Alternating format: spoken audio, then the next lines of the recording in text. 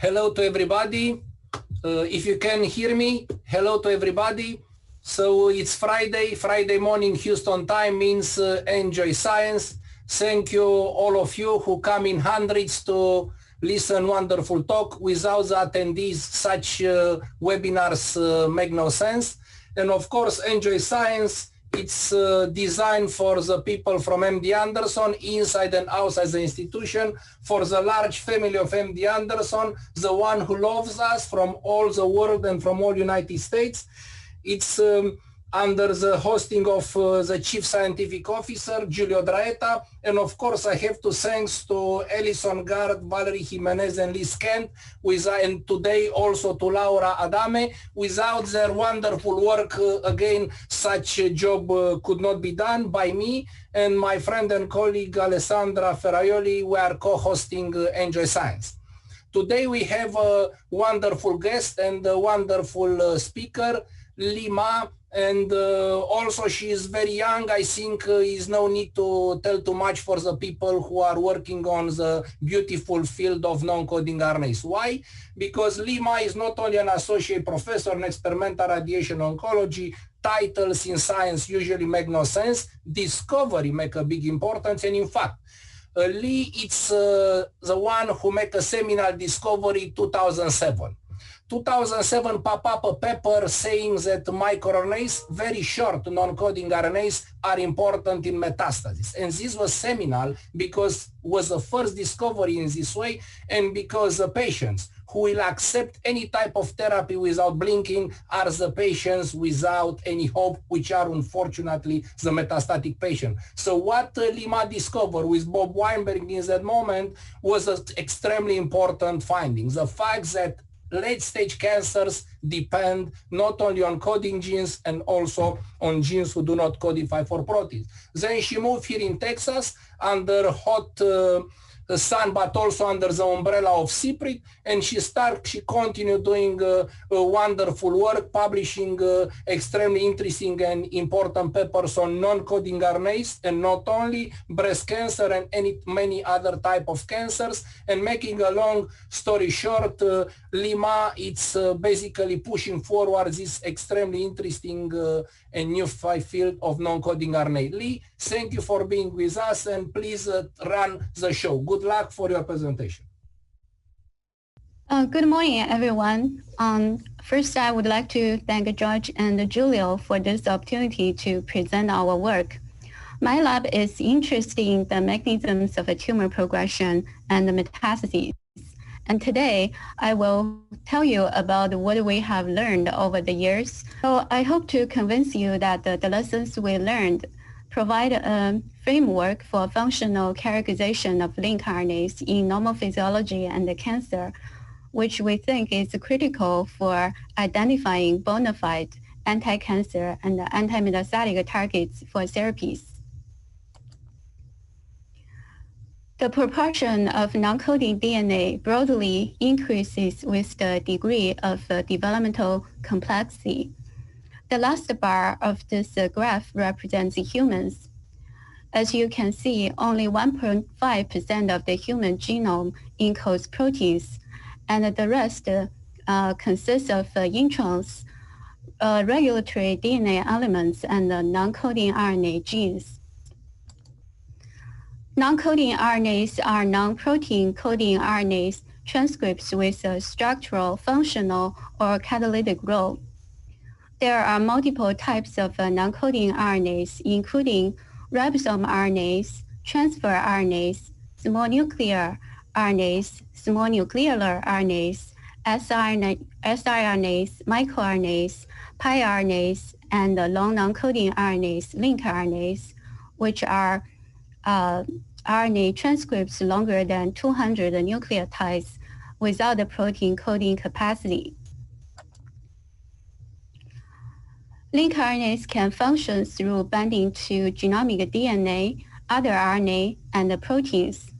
The reported modes of action include 1. Co-transcriptional regulation, and 2. Regulation of a gene transcription in cis or in trans by recruiting proteins or molecular complexes to specific loci. And 3, scaffolding of either nuclear proteins, which is often referred to as molecular decoys. And 5, pairing with other RNAs, such as microRNAs, to trigger post-transcriptional regulation. Link RNAs can act either in cis or in trans. Cis-acting link RNAs regulate the transcription of their neighboring genes. The in-cis regulation can be mediated by the transcribed RNA molecule as illustrated here, or by the act of transcription or splicing of the link RNA gene, or by the regulatory DNA elements located in the link RNA gene. As for transacting link RNAs, they leave the site of transcription and regulate the chromatin state and the transcription of genes located in distant regions as illustrated here. In some cases, the link RNA binds and sequesters nuclear proteins such as transcription factors. In other cases, the link RNA modulates nuclear structures such as nuclear speckles or paraspeckles. Sometimes, transacting link RNAs are exported from the nucleus to the cytoplasm, where they bind proteins or other RNAs to regulate the activities of their binding partners. A number of loss-of-function approaches, such as RNA interference, antisense nuclear oligos, and CRISPR-based genome editing, have proven valuable for studying the biological functions of link RNAs in normal physiology and cancer. As we summarized in this recent review, each method has its limitations. For example, large genomic deletion disrupts the genomic locus and may also co-delete regulatory DNA elements for other genes. Insertional inactivation, which inserts a transcriptional terminator in the link RNA locus, has a chance of affecting long-range genomic interaction. Despite the explosion of link RNA publications over the past decade, our understanding of link RNA functions and mechanisms is still limited, and outstanding caveats and controversies remain in the current link RNA knowledge. It is challenging to ascribe functions to link RNAs. For example, questions have been raised as to whether phenotypes resulting from deleting or inactivating a link RNA gene can be unequivocally attributed either to the loss of the link RNA per se or to the loss of overlapping regulatory DNA elements and other non-specific effects. Compared with the genomic deletion and the insertional inactivation, RNA interference and antisense oligos, ASOs, are much more often used in link RNA publications because these two methods are fast and easy. RNA interference is triggered by short RNA species that bind to organelle protein, which forms a complex to recognize complementary mRNA or link RNA molecules and induce target RNA degradation in the cytoplasm. Whether RNAi works for nuclear RNAs is still questionable. In this PLOS genetics paper, the O'Carroll lab used a endogenously HA-tagged dicer knocking mouse allele to show that the key RNAi factor dicer localizes exclusively in the cytoplasm. In addition, it has been reported that the subcellular localization of organelle 2 protein is highly tissue type dependent. So if a specific tissue does not express Argonaute-2, RNAi should not work for nuclear protein in this tissue.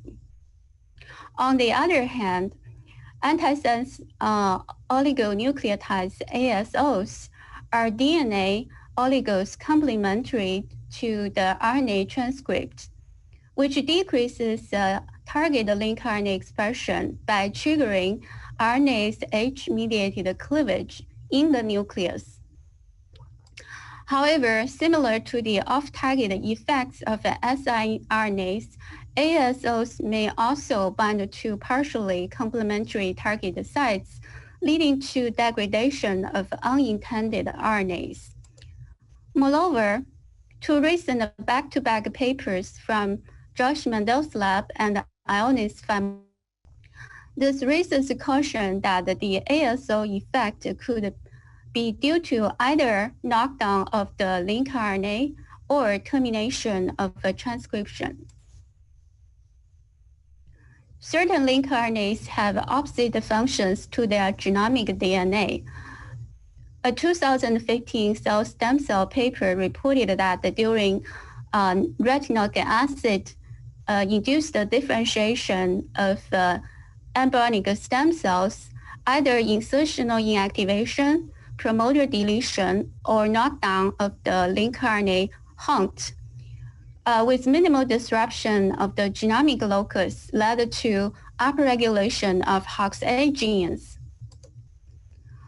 On the contrary, large genomic deletions of the hunt gene locus attenuated HOX-A expression. Mechanistically, the hunt gene locus contains enhancers for HOX-A genes, whereas the hunt link RNA acts to inhibit HOX-A gene transcription. These findings indicate that the hunt gene deletion effect can be attributed to the loss of the genomic DNA, which dominated the effect of the hunt link RNA loss. Another interesting example is link RNA P21, which is P53-induced link RNA localized in the nucleus.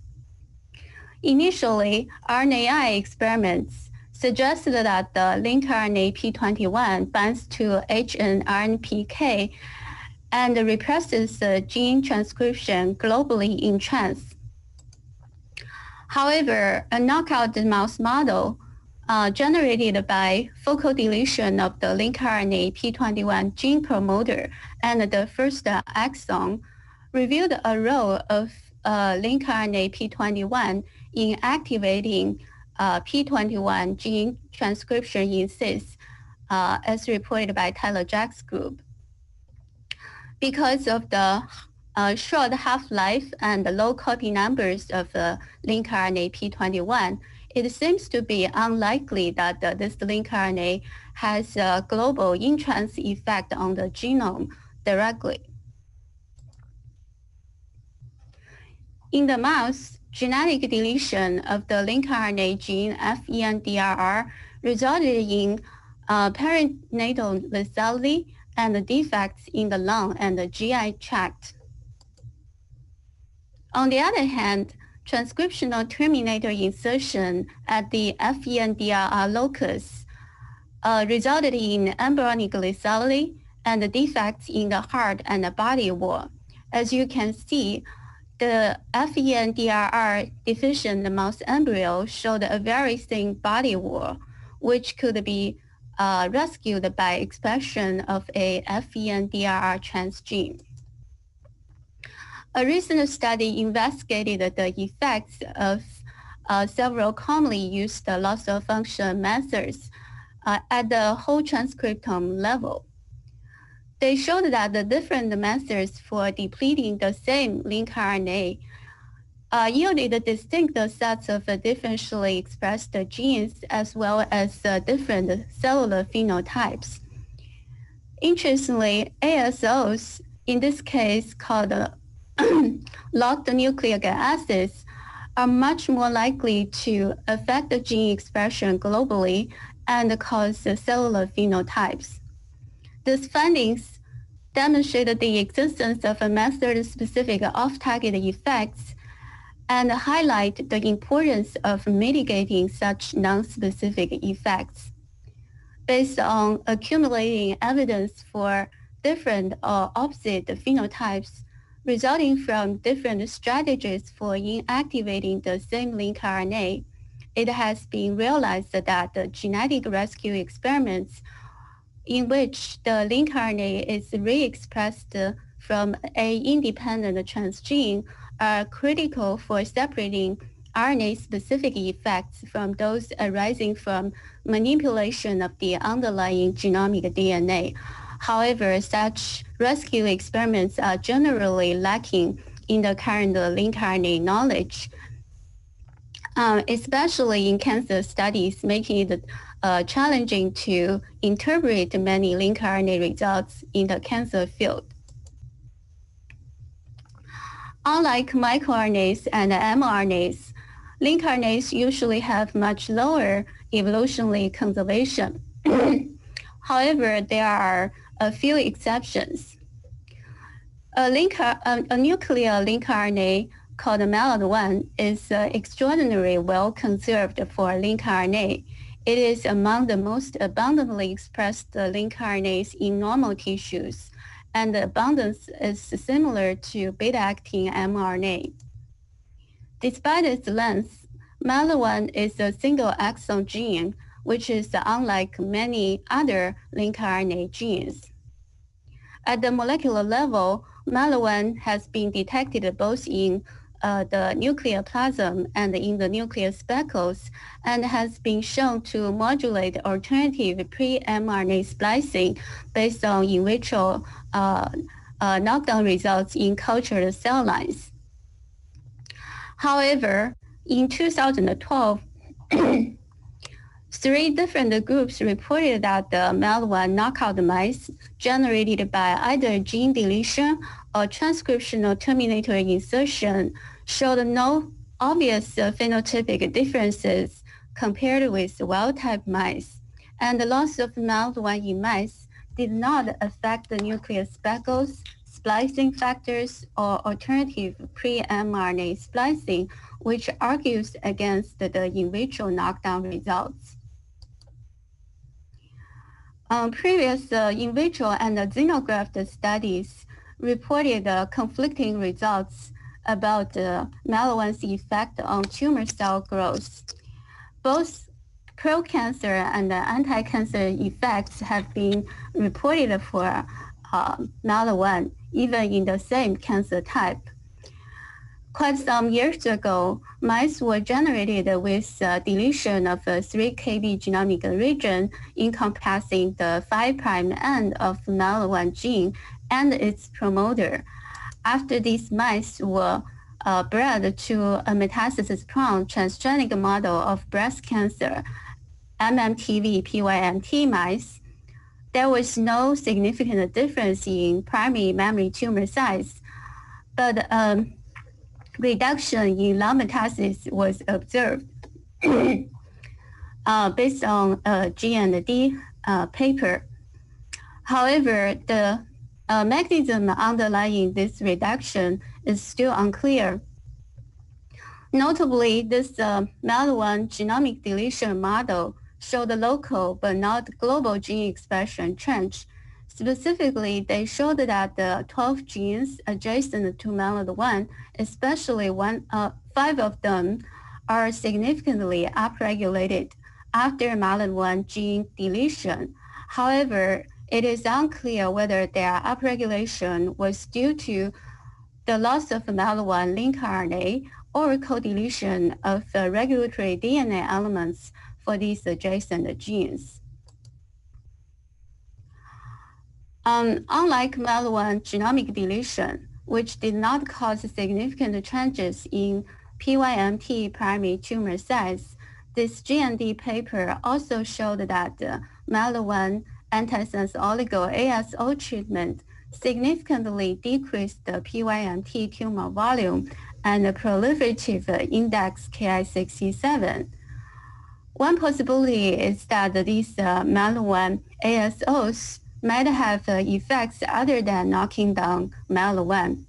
As I mentioned, just like sRNAs, ASOs can also bind to partially complementary target sites, leading to degradation of unintended RNAs. Here is a summary of the potential pitfalls in previous MAL1 research. First, there is no proof that the reported MAL1 gene deletion effect was specific to the loss of the MAL1 RNA. Secondly, many previous papers showed conflicting results about MAL1's effect on cell growth and invasion. And the RNAi approach could be questionable for RNAs localized only in the nucleus. Another challenge is that unlike protein coding genes, lincRNA genes cannot be knocked out in cell lines by single guide RNA-mediated frame shift mutations. In addition to gene deletion and RNAi, MAL1 has also been studied by ASOs. However, there is evidence that the ASOs can have off-target effects and can also serve as natural triggers for transcriptional termination. In summary, the previous MAL1 genomic deletion, ASO, and sRNA effects have not been validated to be MAL1 RNA specific by rescue experiments. When we started the MAL1 project, instead of using the genomic deletion model, we used a different MAL1 knockout mouse model in which the transcriptional terminator, LAXI and the tandem poly-A sequences were inserted 69 base pairs downstream of the transcriptional start site of MAL1 gene. This insertional inactivation approach indeed abrogated the MAL1 RNA expression as gauged by northern blot analysis, in situ hybridization, and qPCR analysis of mouse tissues. I should mention that this MAL1 knockout model, which was generated on the B6 background, the expression levels of the MAL1's 12 adjacent genes are not affected. In addition, we generated mice with targeted transgenic expression of MAL1 from the ROSA26 locus.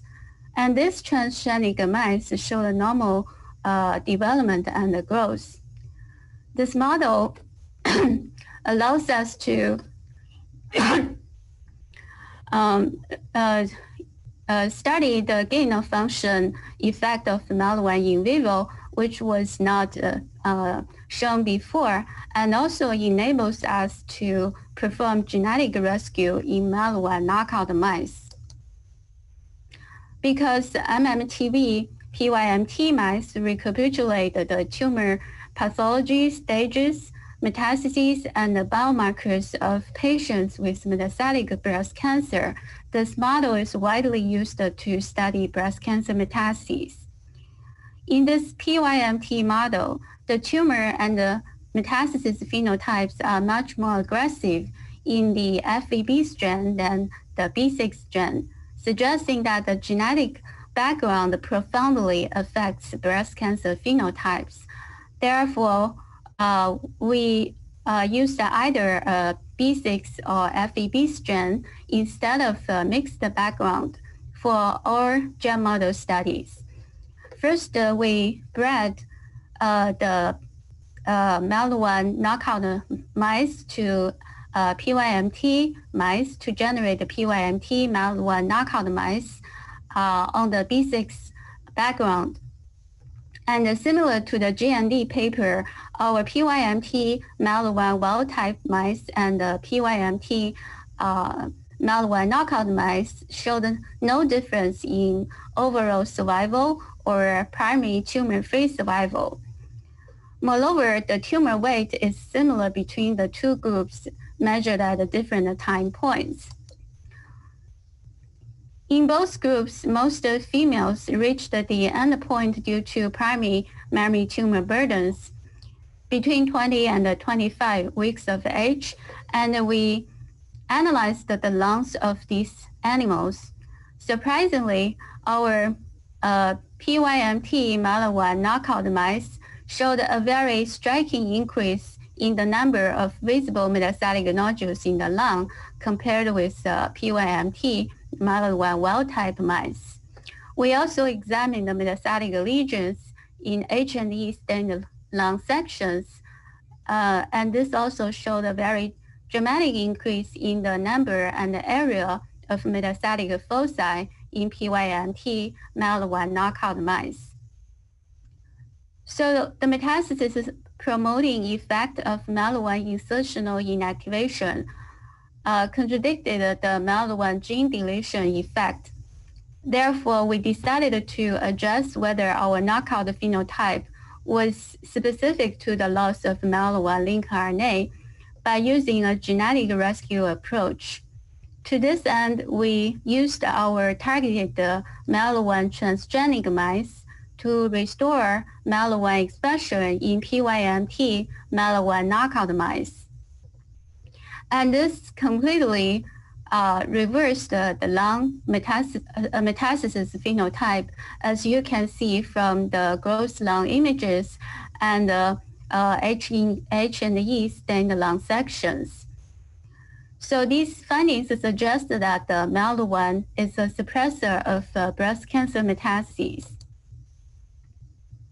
Despite no difference in primary mammary tumor size, this G&D papers also showed that the MALA1 gene-deleted PYMT tumors are much more differentiated with a dramatically increased cystic phenotype, which could underline the lung metastasis reduction observed in this model.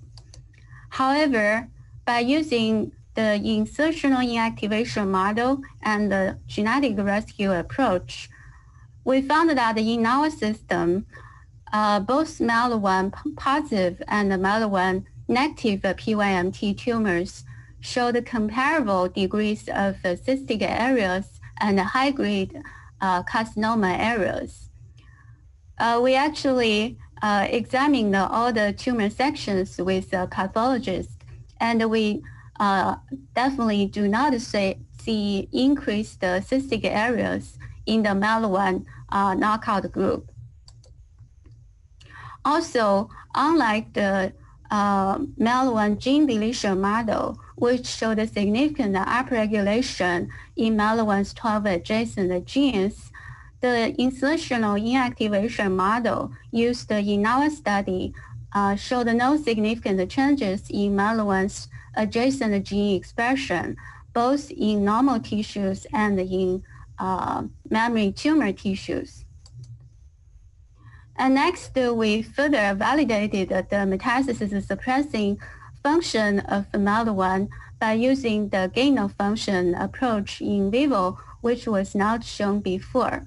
As I mentioned, in the PYMT model, the tumor and the metastasis phenotypes are stronger in the FEB strain than in the B6 strain.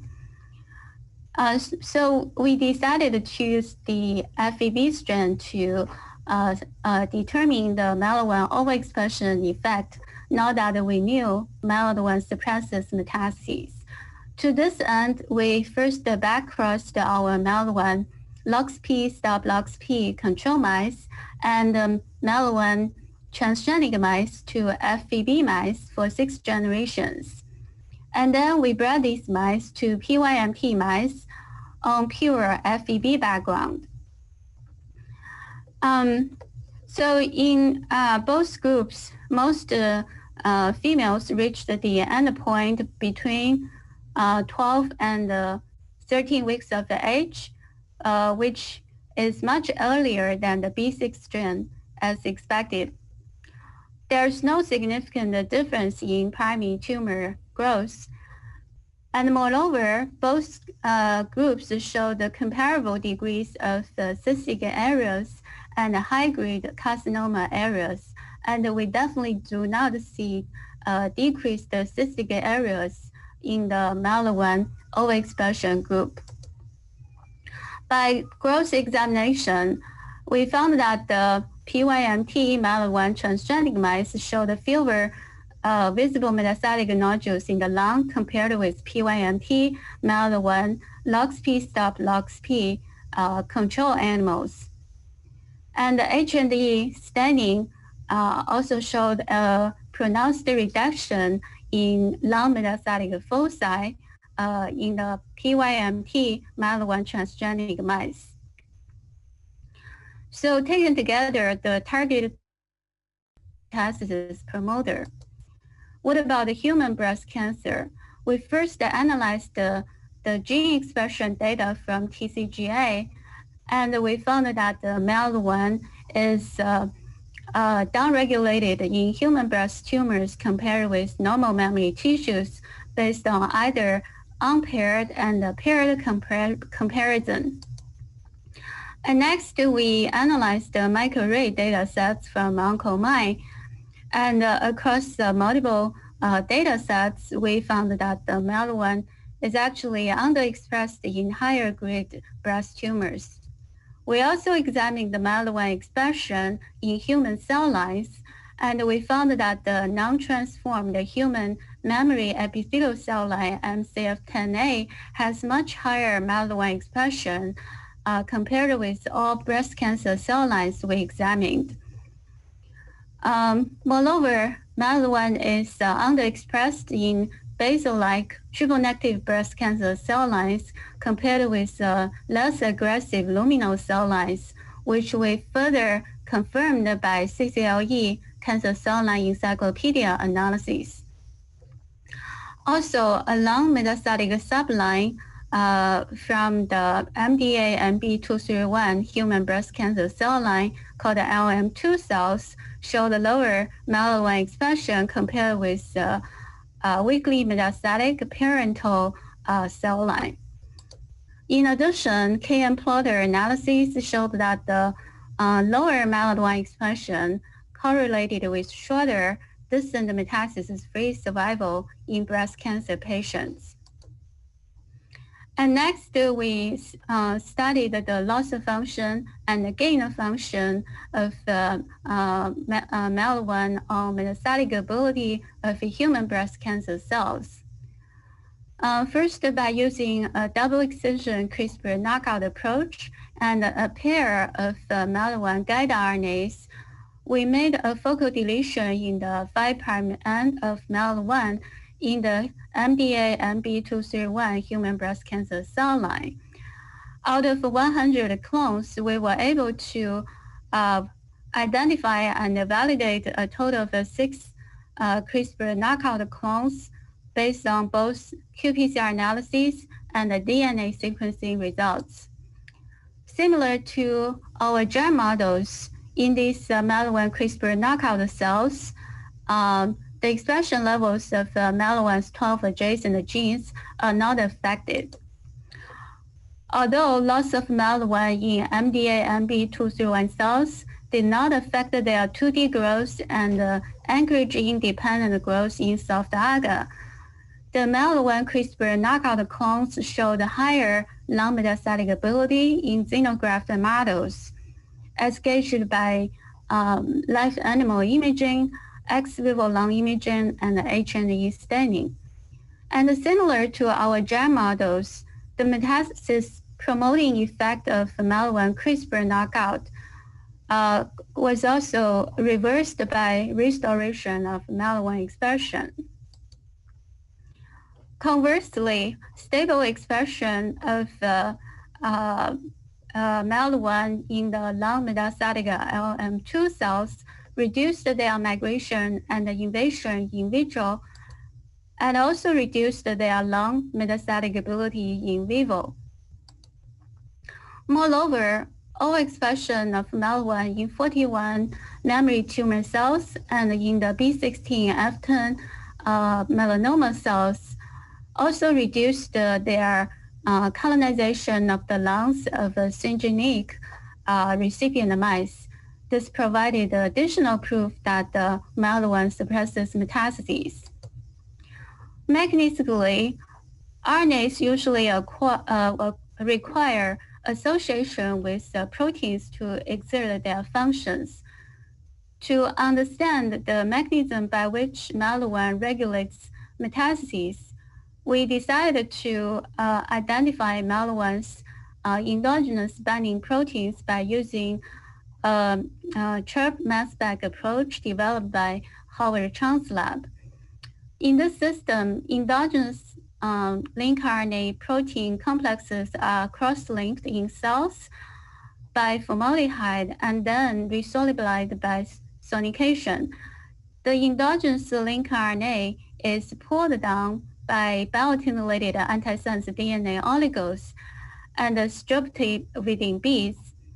The associated proteins are eluted with biotin and can be analyzed by either Western blot and mass spec analysis. We collected the tumor samples from MMTV PYMT mice, and we pulled down endogenous MAL1 link RNA by using mouse MAL1 specific DNA probes. We included two negative controls. One is probe-free conditions, and the other is DNA probes for highly expressed nuclear RNA U1. And compared with the negative controls, we can indeed pull down and enrich MAL1 by using mouse MAL1 specific probes. Our CHIRP mass spec approach identified a long list of 970 proteins.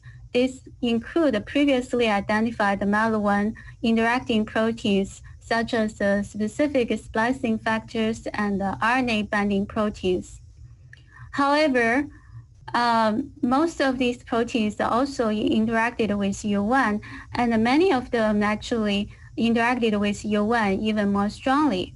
Therefore, from our mass spec results, we screened for proteins specifically bound to MAL1 by excluding the bound proteins in the two negative controls. It turns out that only 23 out of 970 proteins met this criterion, and among these 23 proteins, the TAD transcription factor family stood out because all of the 4 TAD family members were identified as MAL1 binding proteins. Through subsequent validation by CHIRP Western, RNA pull-down, and RIP-qPCR, we validated that the MAL1 link RNA does bind to TAD proteins, but does not bind to GAPDH, histone H3, or the TAD co-activator YAP. And interestingly, this interaction was abolished in MAL1 deficient PYMT tumors, which was rescued after genetic add-back of MAL1 in mice, suggesting that this interaction is highly physiologically relevant and specific to MAL1 link RNA. The TAD protein consists of two regions. The N-terminal region with the TA domain responsible for binding to YAP, and the C-terminal transactivation domain. Accordingly, we generated the truncation mutants of TAD and then did the RNA immunoprecipitation. We found that MAL1 is highly enriched in immunoprecipitates of full-length TAD or the transactivation domain, but not in the immunoprecipitates of N-terminal domain, suggesting that the MAL1 binds to TAD's transactivation domain, which is also the YAP binding domain. I should mention that the MAL1 does not affect the TAD's localization because in both control cells and the MAL1 CRISPR knockout cells, TAD proteins are exclusively localized in the nucleus as gauged by both fractionation assays and the immunofluorescent staining.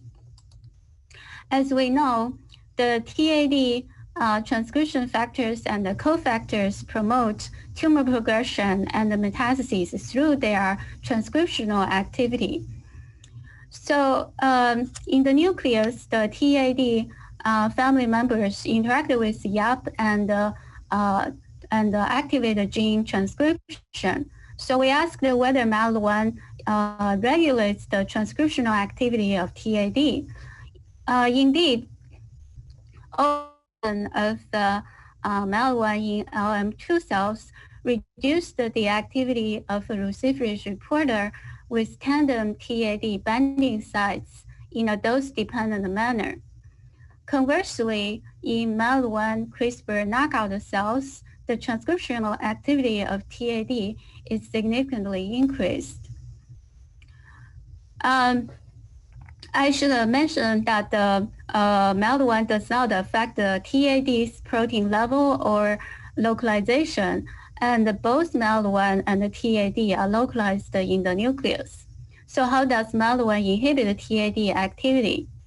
Because MAL1 is a highly abundant linked RNA, and because we also found that the TAD binding sites are distributed diffusely throughout the MAL1 linked RNA, we speculated that the MAL1 may sequester TAD, thereby blocking TAD from associating with the YAP and the target gene promoters. To test this hypothesis, we first did the co-immunoprecipitation of YAP and the TAD. Upon MAL1 overexpression, there's a clear reduction in YAP-TAD interaction, whether we pull down YAP or pull down TAD. And next, we examined the promoters of classical YAP-TAD targeted genes by chromatin immunoprecipitation, and we found that the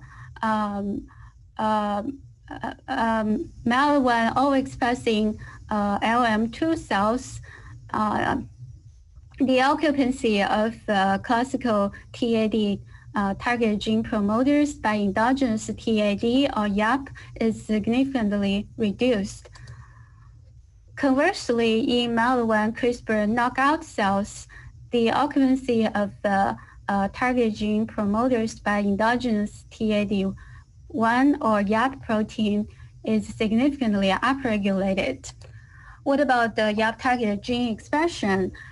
In MAL1 overexpressing LM2 cells, we found that 4 out of 7 classical TAD targeted genes are significantly repressed. Conversely, in MAL1 CRISPR knockout clones, the expression levels of classical TAD targeted genes are upregulated. Also, compared with the control PYMT tumors, MAL1 deficient tumors show the upregulation of classical TAD targeted genes, which was reversed by genetic add-back of MAL1 in mice. Finally, to determine whether the loss of function effect of MAL1 is mediated by activation of the TAD, we used the shRNAs to knock down multiple TAD family members in MAL1 CRISPR knockout MDA and B231 cells. And we found that the knockdown of the TAD family members was able to reverse the lung metastases induced by MAL1 CRISPR knockout, suggesting that the metastasis promoting effect of MAL1 depletion is TAD dependent.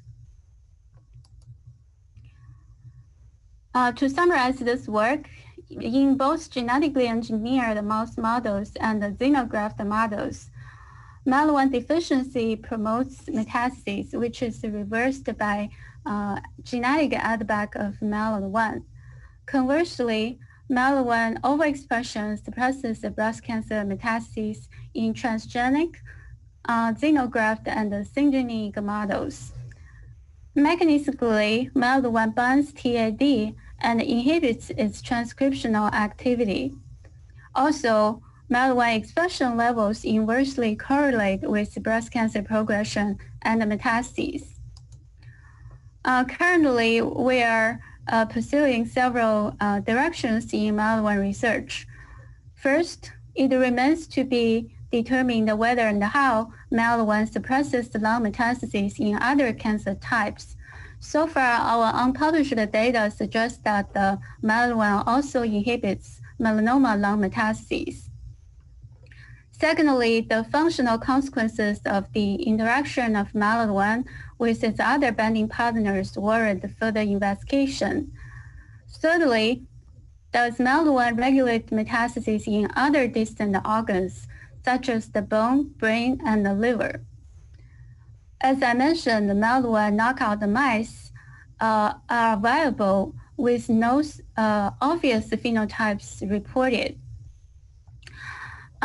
We are just curious whether these MALD1 knockout mice actually have some subtle phenotypes, and also we are looking into aging-related processes in these animals.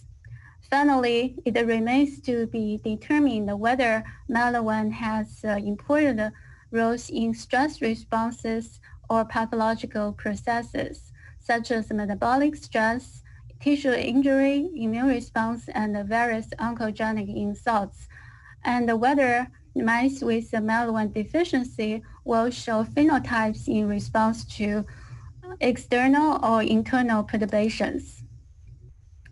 Considering the features of link RNAs and the challenges in link RNA research, we recommend this framework for the functional characterization of link RNAs.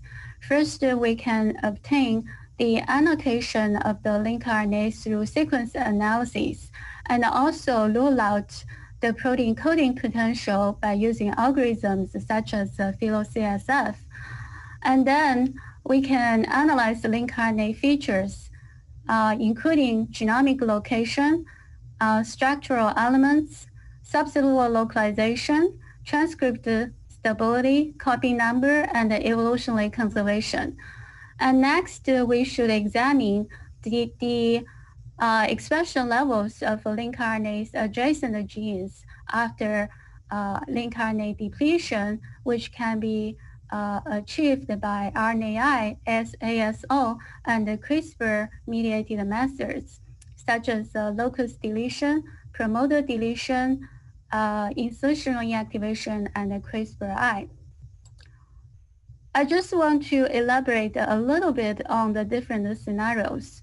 For cis-acting link RNAs that function through the regulatory DNA elements, we should expect to see the loss of function effects on local gene expression after deletion of the linker gene, but not after transcriptional terminator insertion.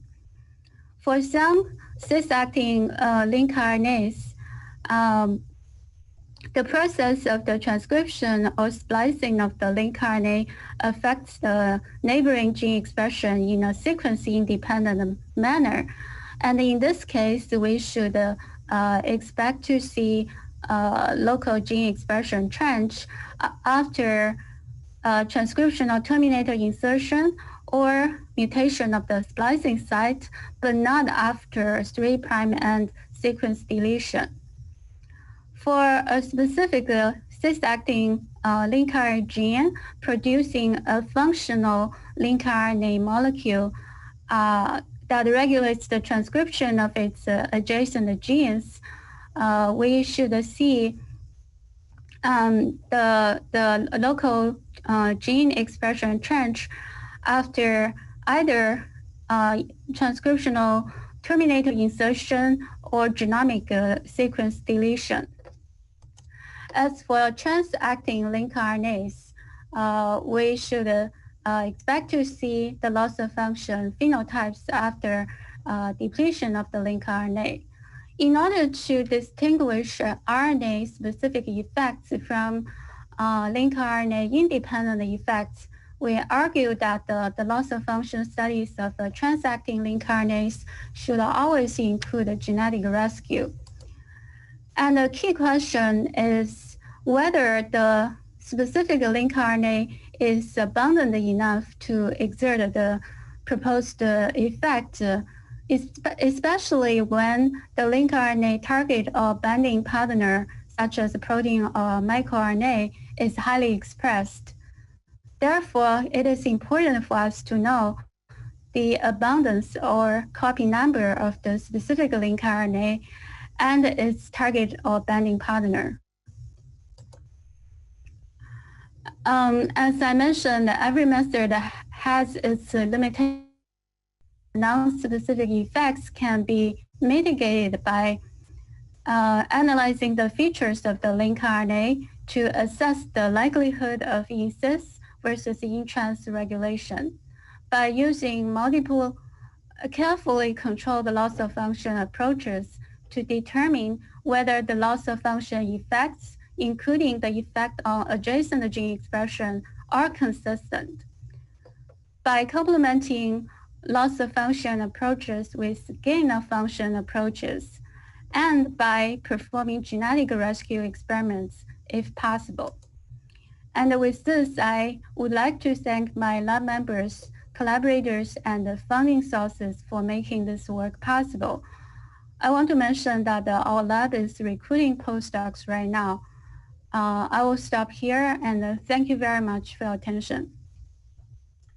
Thank you very much, Lee. It was a wonderful presentation, and in fact, it's very important because these good operation rules are important in science now because they keep you out of troubles, and your standard procedures operation, it's important for having research reproducibility. So now one question that come out. Okay, if people describe malat initially like an oncogene, a company or companies jump to do gene therapy by knocking down malat, and you showed very convincingly that it's a tumor suppressor. What will happen with all these stories of targeting malat in patients? First, I'm not sure if they have already started clinical trials on patients. Obviously, they have published some preclinical studies with these MEL1 ASOs, and indeed showed some anti-cancer and anti-metastatic effects. However, if this were to go to clinical trials, I would be very cautious because of the caveats that I have already mentioned. For example, in the same paper, they showed that the MEL1 complete knockout does not affect primary tumor size, but the ASOs actually led to 50% decrease in PYMT tumor size. So even though the ASO can only knock down MEL1 by 50%, so that's, my take is that these ASOs may have other effects other than knocking down MEL1 link RNA. And also, as I mentioned, just like the off-target effects of the siRNAs, ASOs can also bind to partially complementary targeted sites, leading to degradation of unintended RNAs, which is really cautious. And then the other study, which did a side-by-side comparison of different loss of function approaches, and among different methods, if you compare ASO with genome editing method, you can clearly see that the ASO are more likely to affect the gene expression globally and cause a cellular phenotype. But whether it is indeed specific to the loss of the link RNA, I'm not sure about that. So because the purpose is to develop a targeted therapy, So we need to be very cautious whether the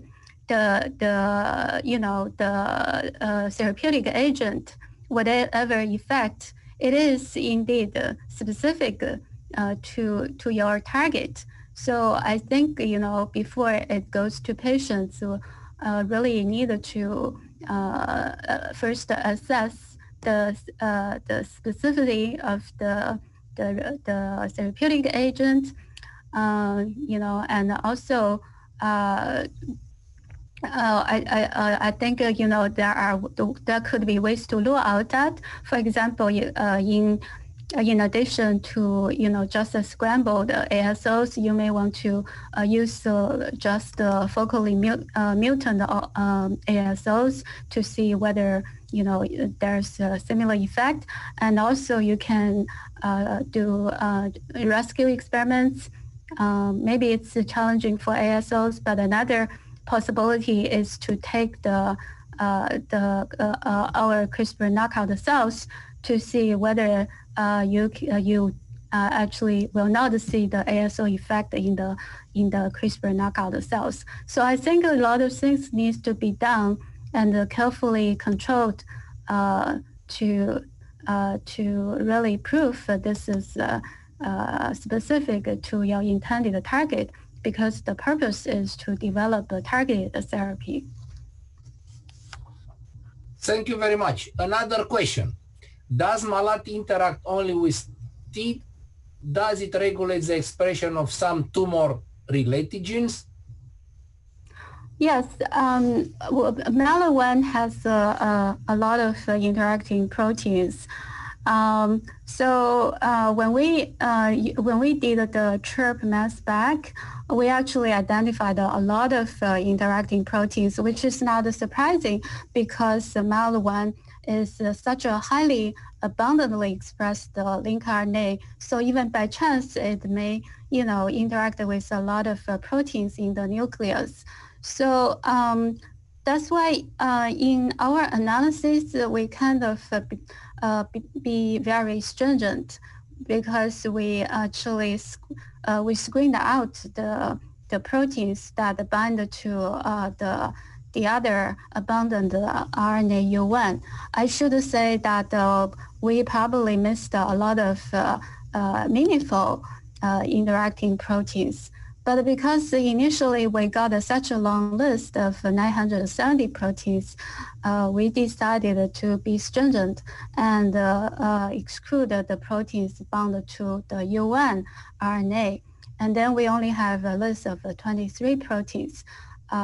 So TAD obviously caught our attention because all the TAD family members are there.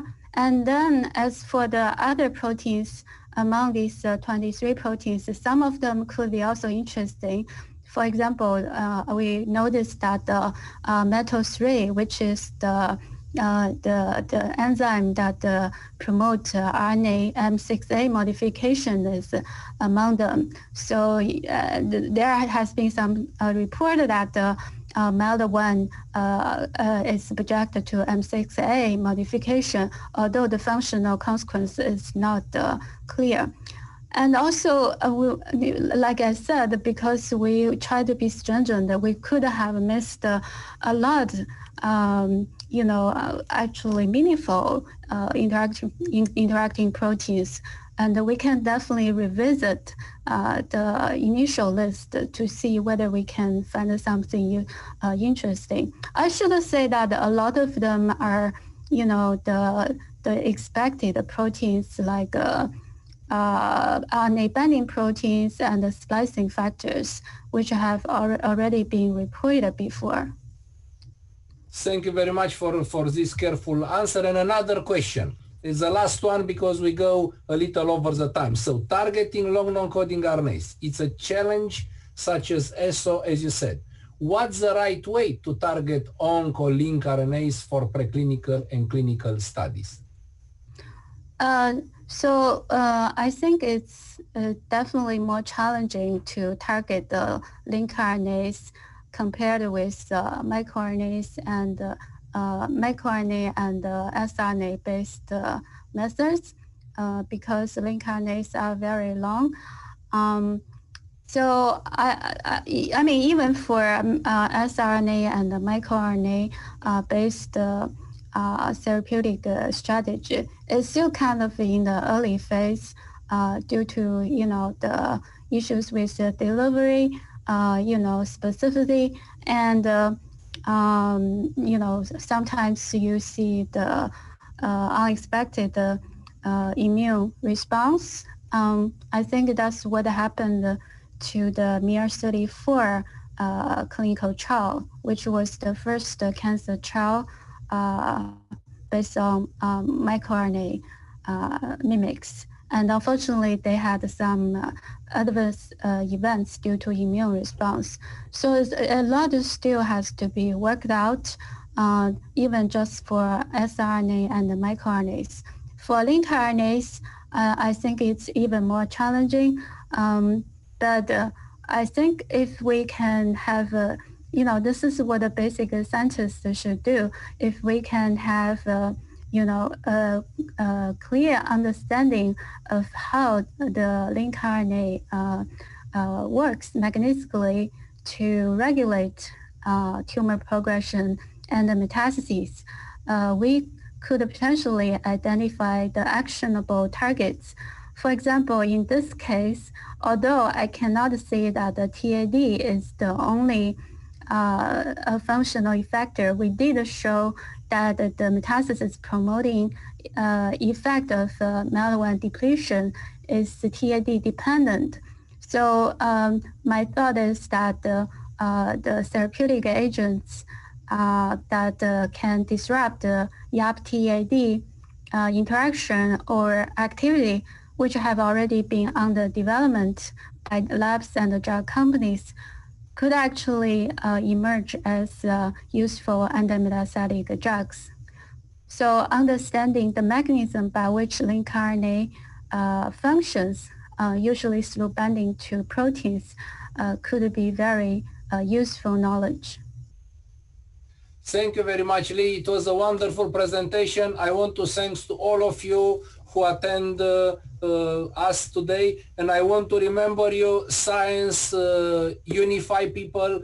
Science, it's unification of ideas and minds. Doesn't matter the country of origin and color of skin. So keep doing wonderful science, keep enjoy science, and keep making discoveries, because this is a way to save patients, to save lives, and this is a way to keep all us together. Lee, wonderful presentation. Thank you very much. And all of you, please, next Friday, July 17, 10 a.m., Nidhi Sani, another excellent presentation from a young scientist with high accomplishment. With this, thank you all, enjoy science, and enjoy the weekend.